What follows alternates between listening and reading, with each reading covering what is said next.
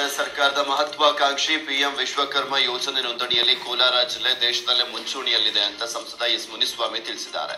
ಈಗಾಗಲೇ ಜಿಲ್ಲೆಯಲ್ಲಿ 70,000ಕ್ಕೂ ಅಧಿಕ ಕುಶಲಕರ್ಮಿಗಳು ಈ ಯೋಜನೆಯಡಿ ತರಬೇತಿಗಾಗಿ ನೋಂದಣಿಯಾಗಿದ್ದು, ಇವರುಗಳಲ್ಲಿ ಮೊದಲ ಹಂತದಲ್ಲಿ 10,000 ಕುಶಲಕರ್ಮಿಗಳಿಗೆ ತರಬೇತಿಯನ್ನು ನೀಡಲಿಕ್ಕೆ ಕೇಂದ್ರ ಸರ್ಕಾರಕ್ಕೆ 3 ಹಂತಗಳಲ್ಲಿ ಶಿಫಾರಸನ್ನು ಮಾಡಲಾಗಿದೆ.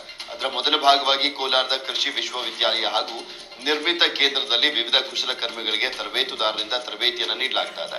ಕೋಲಾರದಲ್ಲಿ ಗ್ರಾಮೀಣ ಭಾಗದ ಮಹಿಳೆಯರೇ ತಯಾರಿಸಿರುವಂತಹ ಅಲಂಕಾರಿಕ ವಸ್ತುಗಳು ಎಲ್ಲರ ಹುಬ್ಬೇರಿಸಿದೆ. ಯೋಜನೆ ಅಡಿಯಲ್ಲಿ ನಾವು ಟ್ರೈನಿಂಗ್ ನ ತಗೊಂಡಿದ್ದೀವಿ. ಇದು ಯಾವ ರೀತಿ ಮಾಡಬೇಕು ಅಂತಂದ್ರೆ ರೇಷ್ಮೆ ಗೂಡು ವೇಸ್ಟೇಜ್ ನ ತಗೊಂಡು ಹೂ ಅಲಂಕಾರಿಕ ವಸ್ತುಗಳು, ಹೂ ಗುಚ್ಚ ಆಗಿರ್ಬೋದು, ಹೂ ಬೊಕೆಟ್ ಆಗಿರ್ಬೋದು, ಈ ತರ ಹಾರ ಆಗಿರ್ಬೋದು, ಆ ತರವೆಲ್ಲ ಕಲಿಸಿದ್ದಾರೆ.